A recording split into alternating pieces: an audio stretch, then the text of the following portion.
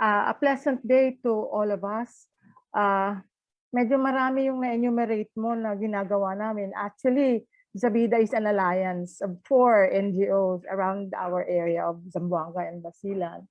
We have Nagdila Foundation in Basilan. We have Peace Advocate Zamboanga, the Reach Out to Others Foundation, and Katilingban para sa Kalambuan. At toka-toka yan sa iba't ibang klase ng mga concerns namin.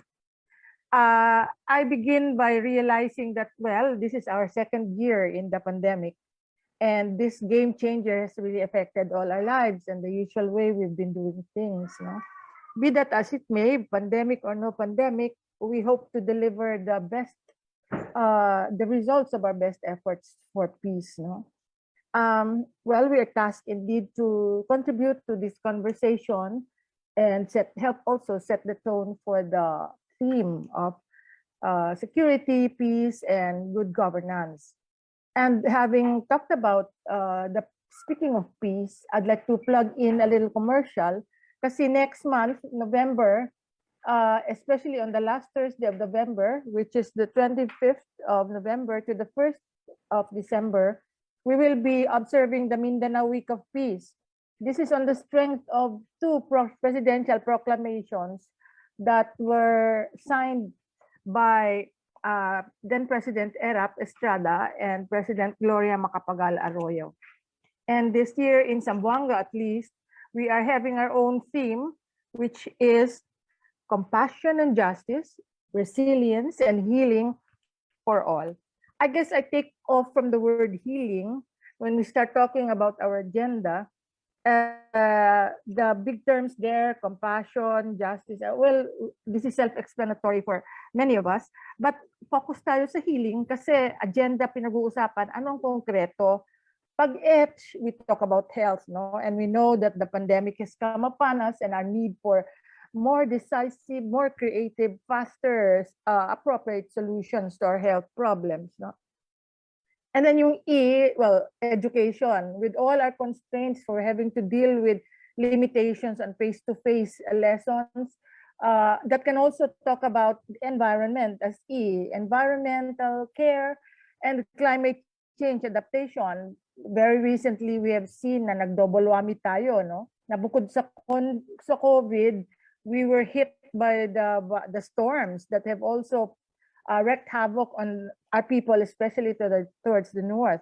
And then we talk about A as agri-aqua productivity. To what extent have we optimized on the values and products of our lands and waters, no? And even rendered support to those who are in the front lines of production in these areas, especially our farmers and fisher folk, no?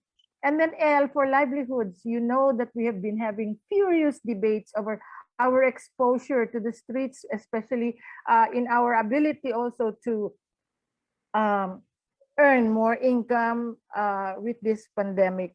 We also talk about IN, interrelation.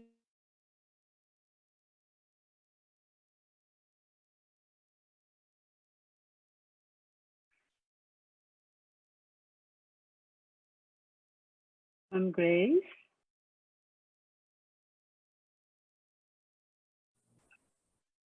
I don't know if it's my connection or Ma'am Grace's connection, but I think. Yeah, actually we lost her, Mags. Okay, sige po. Thank you, sir. Akala ko yung signal ko yung may problem. Thank you. Siguro antayin nating bumalik si Ma'am Grace. I think she's right in the middle of her message. Sayang naman kung maputol, no? Andito na ako, Mags. Ay, okay, ma'am. Okay. Thank you, ma'am. Okay. We were talking about our interreligious, intercultural, intergender solidarity, no? Kasi we know that in spite of our efforts for peace, there are many efforts also to maintain, to reinforce, to even create new divisions amongst us, and we have to be cognizant of that. And then sa last, yung G, dun tayo tumutumbok sa team natin ngayon, no? Governance and yung journey natin towards the next elections, no? I was looking at the suggestion of the word healing for us to see a definition of security, not only in terms of the militaristic connotations, but also yung medyo nawala na sa atin yung broad na paningin dun sa kung ano ba ang security pa sa ating lahat. Yung definition of human security that looks into all those things that had been mentioned earlier. So as we say this, we're looking at mechanisms of governance at all levels, a way of orchestrating the delivery of services at all levels, whether you're in the BARM, whether you're outside the BARM, even outside Mindanao. No? And we are sure that the elections are going to be one answer to us for this. At any rate, when we start talking about the elections, we remember that in February to May next year, which is like 4 months from now, we will be at the height of the electoral process. But already the election fever has come upon us. And its results will be crucial to us, especially in our region. In the midst of the pandemic, we search for meaning. We have so many questions.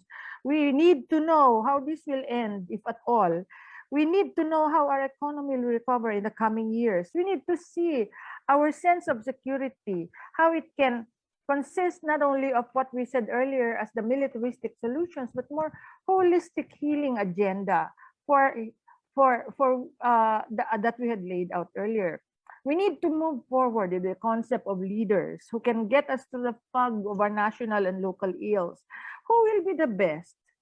Unfortunately, we'll also have to answer who will be the lesser or the least evil. Worse, whose or what agenda will define our country's Mindanao's development trajectory in the next decade. In the end, we must locate our champions. Who will be our champions? And I dare say, the champions of our dreams are our people, our voters, our Moro-Christian and indigenous communities, over and above the sterling qualities of the candidates, qualities that may be overwhelming, even confusing, and can even smack of cheating.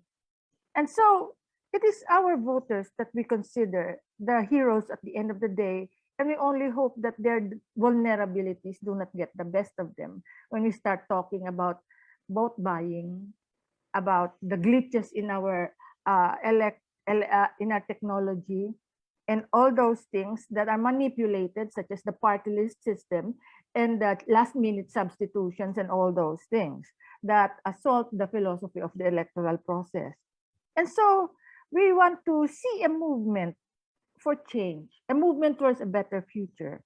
So we can talk about our issues, we can try to discern the good in our leaders, but more importantly, we need to vigorously work for that good to be expressed, even after the elections, when we start exercising our claim-making rights. And so this morning, we hope to get hints of that.